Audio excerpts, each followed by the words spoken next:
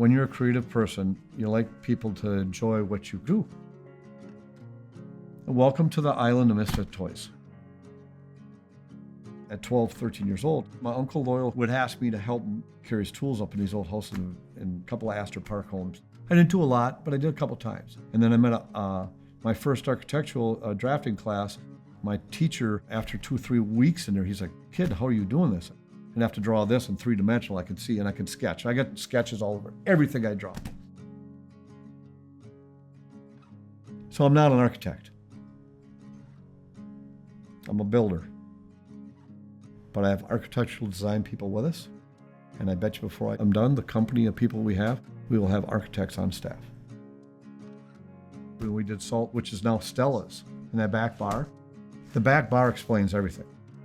The door going into the kitchen behind the bar is actually an old 1930s radio. Grandpa and Grandma's old AM, FM radio with the big dial and the Art Deco curved sides. We cut the sides off and put those on each side of the door.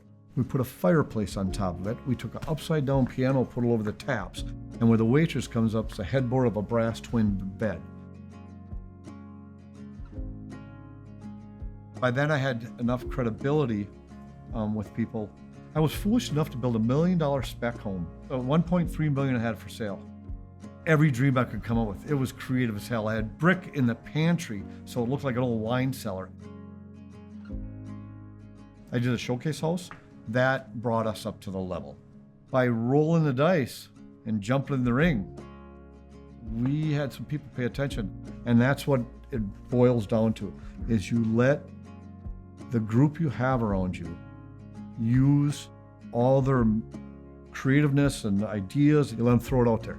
And the next thing you know, you come up with something really cool. I believe a house has a life. History matters. What you do, what they've done before. So that's the main thing I like about the old architecture and Astor Park and all the things I do here. And it's amazing actually when you look at it from what we use as tools and knowledge, or what they built back then. That's getting totally lost in our whole society, and to me it matters.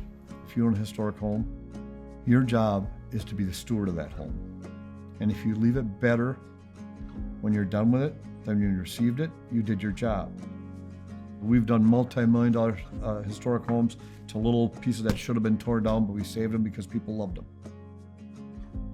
You're never done with a whole old home. The way they're built, the technologies today, you're just not. You're always maintaining them. You're always doing something. What I've learned is I try to stay away from negative things. When you put the creative, you put non-negative people around it, and you give them the opportunity, you'll do cool things. And we've done that in one generation. So I hope it's many generations after this.